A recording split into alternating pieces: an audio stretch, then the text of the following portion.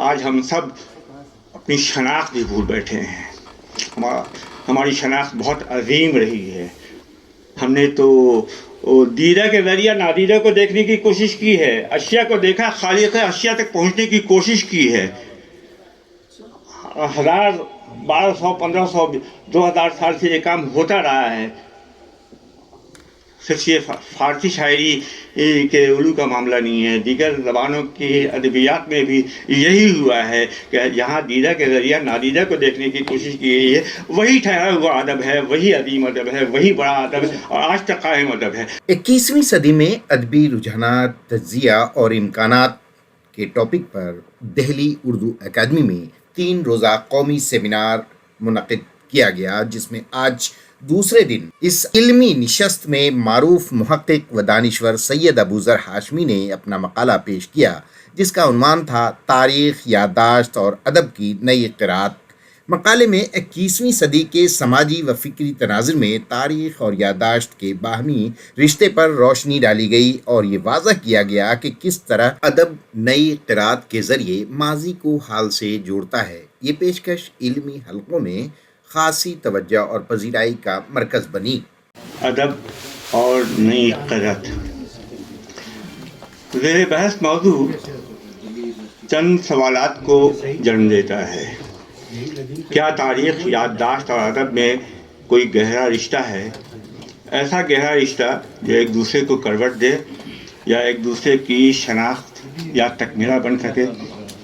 کیا ادب اپنے عہد کے واقعات اور اجتماعی تجربات کی بازگشت ہے یا اس کے اندر کوئی ایسی قوت کار فرما ہوتی ہے جو تاریخ اور یادداشت دونوں سے آگے نکل جایا کرتی ہے؟ اگر ادب کو تاریخ اور یادداشت کی عکاسی مان لیا جائے تو تخلیق اور دستاویز کے درمیان کیا فرق باقی رہ جاتا ہے؟ اور اگر ادب یادداشتی کی ایک صورت ہے تو کس مرحلے پر جمالیاتی متن میں تبدیل ہو جایا کرتا ہے؟ یہ سوالات محض نظری نہیں بلکہ گہرے فکری اور تہذیبی مضمرات رکھتے ہیں.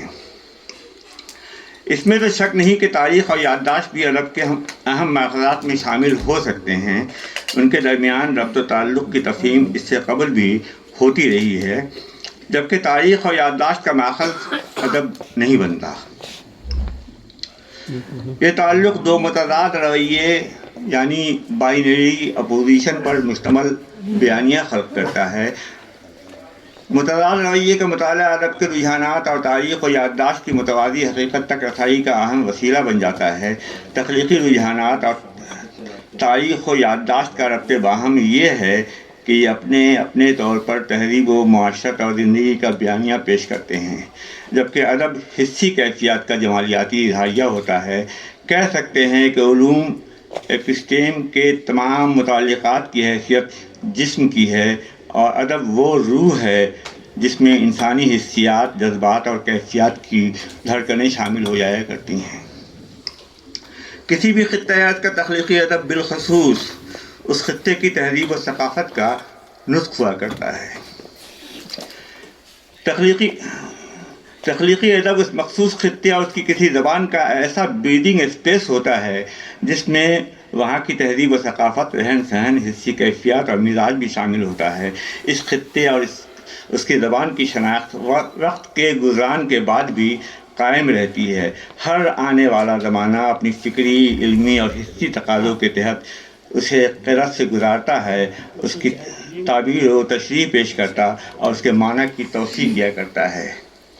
معنی کی یہ توسیع اگرچہ ایک خودکار عمل ہے، لیکن ایسا بھی ہوتا رہا ہے کہ رائج ملوکیت اپنے درآمد کردہ نظریے کے وسیلے سے اس میں دخیل ہو جایا کرتی ہے. اس کے باوجود تخلیقی ادب کا بنیادی مزاج قائم رہتا ہے.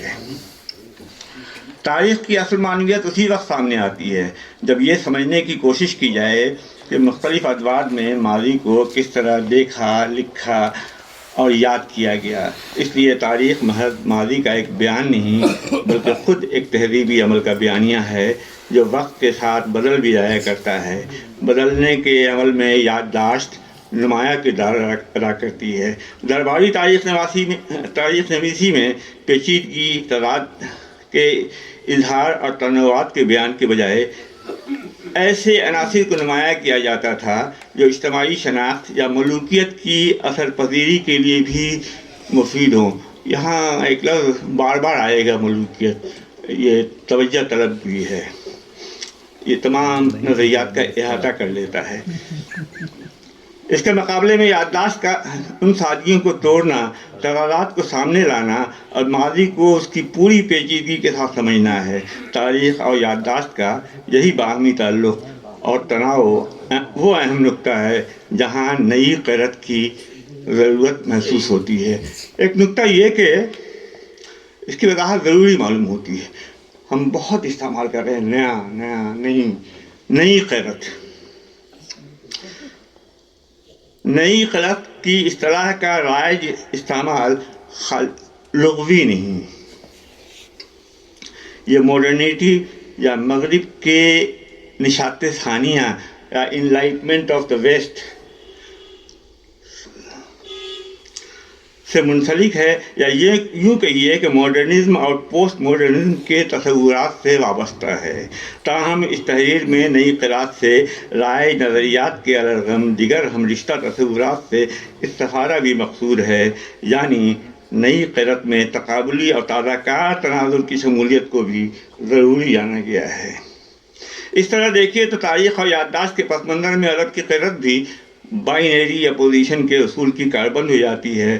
عرب کی قرت کا مقصد نہ تو ماضی کو منہدم کرنا ہے، نہ ہی روایت کو مکمل طور پر رد کرنا، بلکہ یہ دیکھنا ہے کہ ماضی کو کن مقاصد کے تحت اور کن طاقتوں کے زیر اثر سمجھا اور بیان کیا گیا، اور اس کے تہذیبی تناظرات کیا ہیں۔ تاریخ کے ساتھ یادداشت میموری بھی محض فرد کے ذہن میں محفوظ واقعہ کا مجموعہ نہیں، بلکہ ایک تہذیبی عمل ہے۔ اسے اجتماعی یادداشت کہنا زیادہ مناسب ہے۔ قومیں، ریاستیں اور سماج اپنے ماضی کو یاد رکھنے کے مخصوص طریقے استعمال کرتا ہے، بعض پہلوؤں کو نمایاں کرتا، بعض کو پس پش ڈالتا اور بعض کو علامتی شکل میں محفوظ کر لیتا ہے۔ اس طرح یادداشت ماضی کو سادہ، جذباتی اور علامتی بنا دیتی ہے، جبکہ تاریخ اس سادگی کو توڑ کر پیچیدگی اور تنوع کو سامنے لانے کی کوشش کرتی ہے۔ یہی وہ بنیادی فرق ہے جسے سمجھے بغیر نہ تاریخ کی فہم ممکن ہے اور نہ ہی ماضی میں تاریخ کے سیاسی استعمال کی شناخت کی جا سکتی ہے۔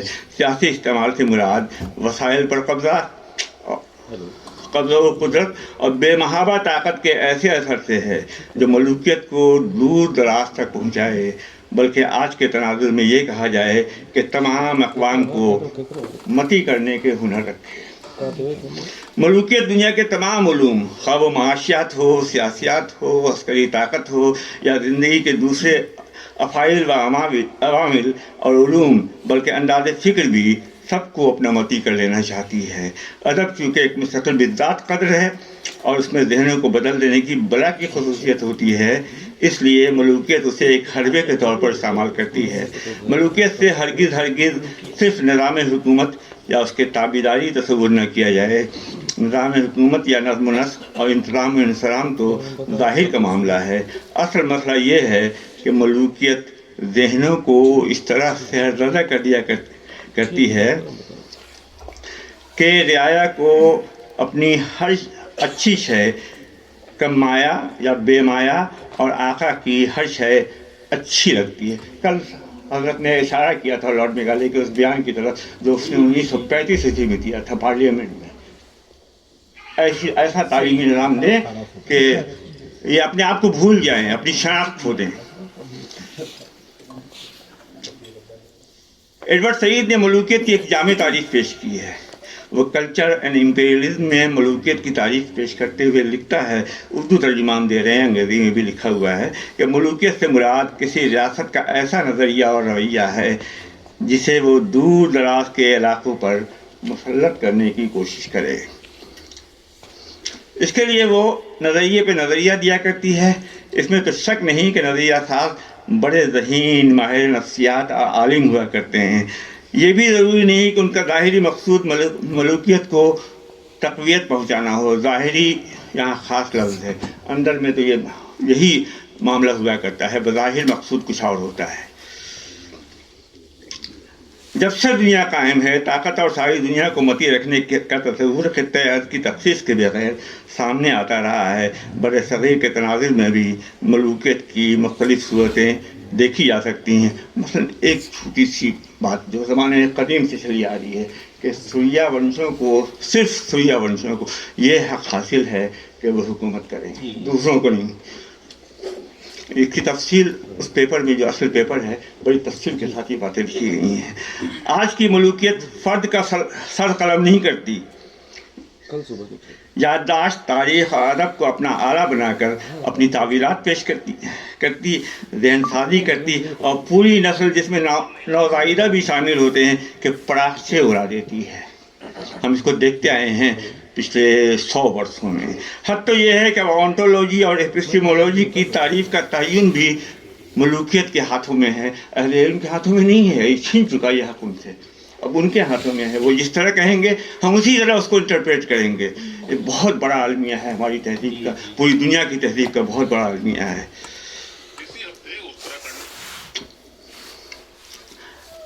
تاریخ کا تعین بھی ملوکیت کے ہاتھوں میں ہے۔ وہ تمام معتقدات کی منکر ہے کہ اسے بہر قیمت استحکام حاصل کرنا ہوتا ہے۔ تاریخ کے تناظر میں دیکھیں تو سروائیول آف دا فٹسٹ کا ڈاروینین نظریہ اسی کی ایک شکل ہے۔ یہودیت کو یہ مقدس حق حاصل ہے کہ وہ ساری دنیا پر حکومت کرے۔ یہودیت کا یہ نظریہ بنیادی طور پر سوشل ڈارونزم کا منطقی علو ہے، یا یہ کہیے کہ دونوں ایک دوسرے کا تکملہ ہیں، یا پھر ایک باہمی سانٹھ گاٹھ ہے۔ تاریخ نویسی بالخصوص نو آبادیاتی عہد میں ایک غیر جانبدار علمی سرگرمی نہیں رہی تھی، بلکہ اقتدار کا ایسا بیانیہ تھی، اور آج بھی ہے۔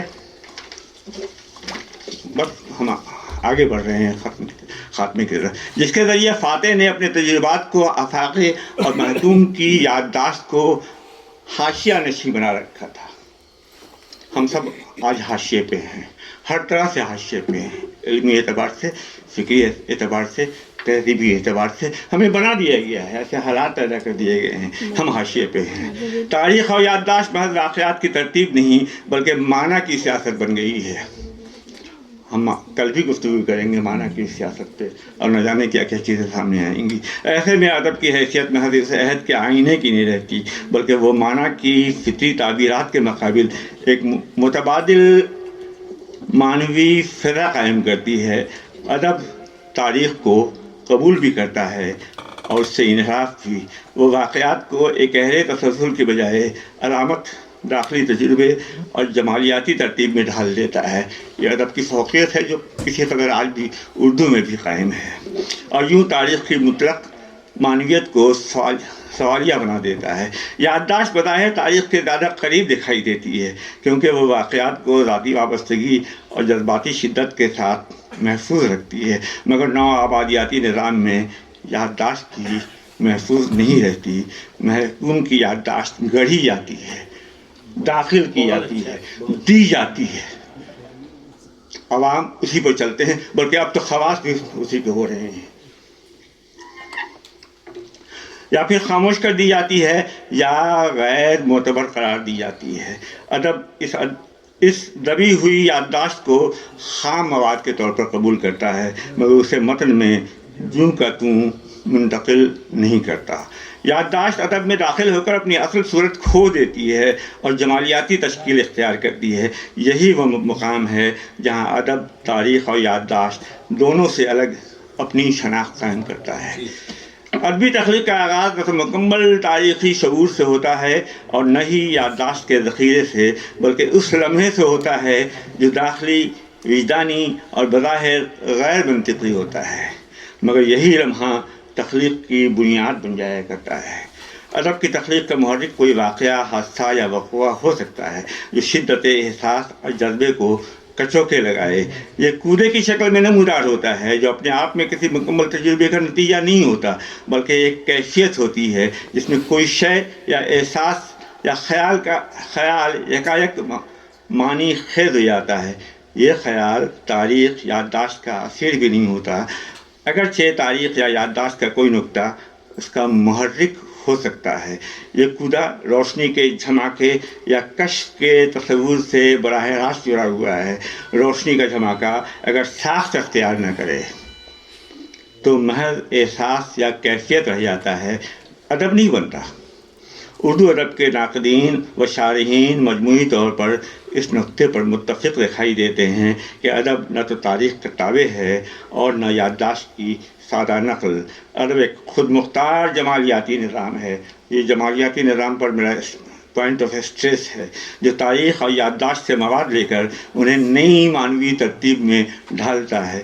ادب تاریخ اور یادداشت سے رشتہ ضرور رکھتا ہے، مگر اس کا دائرہ ان تک محدود نہیں ہوتا۔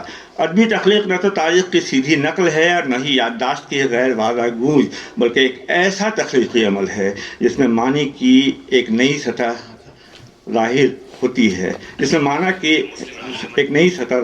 ہے، تاریخ کے نظریات اور اصولوں کو منضبط کرنے والا عہد حاضر کا ایک مورخ پال ریکورڈ انٹرپریٹیشن تھیوری میں لکھتا ہے، "The meaning of a text is not behind but in front of it." کافی اس کی تشریح دو جملے میں ہو جائے تو بہتر ہے۔ یعنی متن کا معنی لمحے موجود کے پیچھے نہیں بلکہ مستقبل قریب و بعید میں سفر کیا کرتا ہے، اس لیے متن قائم بذات ہوتا ہے۔ شرحیں آتی رہتی ہیں، یا یوں کہیے کہ متن کا اثر ماورائے زماں ہے اور اس کی معنوی امکانات آنے والے زمانے کے احساسات و جذبات میں پیوست ہو سکتے ہیں۔ دوسرے لفظوں میں یہ کہا جائے تو کیا برا ہے کہ خالق ادب مستقبل کا مغنی ہوا کرتا ہے۔ ادب کی سب سے نمایاں خصوصیت اس کا معنوی تحرک ہے۔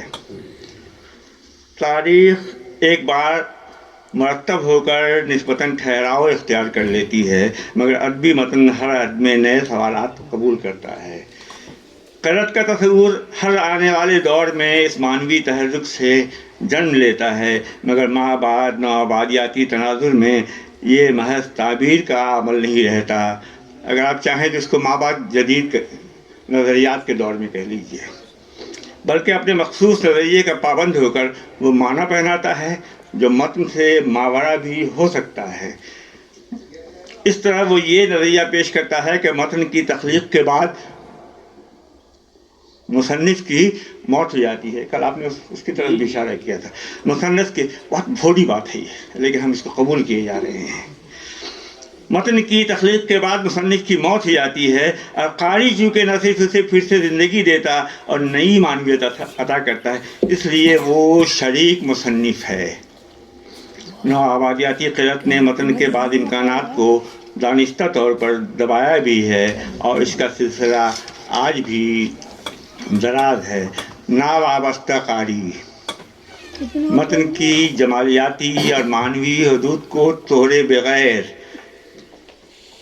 ان دبے ہوئے امکانات کو نمایاں کرتا ہے۔ اس تناظر میں متن نہ تو جامد رہتا ہے اور نہ اسے قاری کے رحم و کرم پر چھوڑا جا سکتا ہے۔ منغز اور فعال متن ایک ایسا معنوی امکانی ڈھانچہ ہے جس کے اندر معنی کے متعدد ابعاد موجود ہوتے ہیں۔ قاری کا کام ان ابعاد کو پیدا کرنا نہیں بلکہ انہیں دریافت کرنا ہے۔ ناقد کا کام بھی یہی ہے، اگر یہ نہیں کرتا تو اپنے حدود سے تجاوز کر جاتا ہے۔ قاری شریک مصنف نہیں ہوتا، کیونکہ اگر اسے شریک مصنف مان لیا جائے تو متن کی داخلی خود مختاری ختم ہو جائے گی اور معنویت انتشار یا یوں کہیے کہ نراجیت کا شکار ٹھہرے گی، اور آج ہم سب اس نراجیت کے شکار ہیں۔ معافی کے ساتھ دست بستہ یہ کہتے ہیں، آج ہم سب اپنی شناخت بھی بھول بیٹھے ہیں۔ ہماری شناخت بہت عظیم رہی ہے۔ ہم نے تو دیدہ کے ذریعہ نادیدہ کو دیکھنے کی کوشش کی ہے، اشیاء کو دیکھا، خالق اشیاء تک پہنچنے کی کوشش کی ہے۔ 1000 1200 1500 2000 سال سے یہ کام ہوتا رہا ہے۔ صرف یہ فارسی شاعری کے علوم کا معاملہ نہیں ہے، دیگر زبانوں کی ادبیات میں بھی یہی ہوا ہے کہ یہاں دیدہ کے ذریعہ نادیدہ کو دیکھنے کی کوشش کی گئی ہے۔ وہی ٹھہرا ہوا ادب ہے، وہی عظیم ادب ہے، وہی بڑا ادب ہے اور آج تک قائم ادب ہے۔ یہ نراجیت ملوکیت کو راس آتی ہے۔ نظریات کے فروغ میں کوشاں شارحین اپنی تہذیبی شناخت کی قیمت پر معنی کا چرارا کرنے میں شادہ رہتے ہیں۔ ان کی نیت پر ہمیں ہرگز شک نہیں کرنا چاہیے، لیکن ملوکیت کی ظاہری پر نظر ضرور رکھنی چاہیے۔ درست بات یہ ہے کہ قاری معنی کی توسیع کا ذمہ دار ہے، شریک خالق نہیں۔ قاری اپنے وقت کے احتیاج، فکری مزاج اور سماجی دباؤ کے ساتھ متن کی طرف رجوع کرتا اور متن میں موجود امکانات کو فعال کرتا ہے۔ اس عمل میں لفظ میں مخفی معنی کی تشریح و تعبیر سے اس کا تعلق ضرور ہے۔ تعبیر و تشریح کے عمل سے گزرنے کے دوران اسے بہر قیمت متن کی لفظیات کا پابند رہنا ہوتا ہے یا رہنا چاہیے۔ عہد بدلتا ہے تو قاری کی کھیپ بدلتی ہے، اور ہر نئے دور کے قاری کو اسے نئے سوالات کے ساتھ پڑھنا پڑتا ہے۔ مصنف اپنے متن کے بین السطور میں زندہ رہتا ہے، اور قاری ہر عہد میں بدلتا رہتا ہے، اور اپنے زمانے کے کچھ عرصے بعد وہ ادب کی جامد تاریخ کا حصہ بن جایا کرتا ہے، جبکہ متن اس کے بعد بھی قائم رہا کرتا ہے۔ عمل اور رد عمل کا یہ سلسلہ جاری رہتا ہے۔ اور آخری 2-3 سطریں یوں ہیں کہ آخری بات یہ کہ ہم آج موضوعات کے تصادمات کا شکار ٹھہرے ہیں۔ ایکسپلوشن آف نالج نے ہم سے شناخت اور تہذیب ہی نہیں چھینی، بے بس بھی کیا ہے اور بے حس بھی بنایا ہے۔ نظریات کے حملوں نے سارے معتقدات کو ریت کا گھرودا ثابت کر دکھایا۔ ادب کا جمال، اس کی معنویت اور اثر پذیری ایک سہارا تھی، وہ بھی اب تاریخ، یادداشت، نظریات اور علمی تعویلات کے گھیرے میں ہے۔ انتشار ہی انتشار ہے اور معنی کی نراجیت، یا یوں کہیے کہ انتشار ہی معنویت ہے اور نظریات کی پابند قرت کا سلسلہ۔ انتشار کی یہ صورت ملوکیت یعنی دور رہ کر اثر حاکم بنے رہنے کی خصوصیات کو تقویت پہنچاتی ہے، اور شاید کہ پہنچاتی رہے گی، اگرچہ کہ حضرت قاضی صاحب نے کل یہ فیصلہ، چونکہ قاضی ہیں، یہ فیصلہ دیا ہے، مجدہ سنایا ہے کہ اب فضا بدلنے والی ہے۔ ہم اس بدلتی ہوئی فضا کے انتظار میں چشم بڑا ہیں۔ بہت بہت شکریہ۔ سماع خراشی کے لیے معافی چاہتا ہوں۔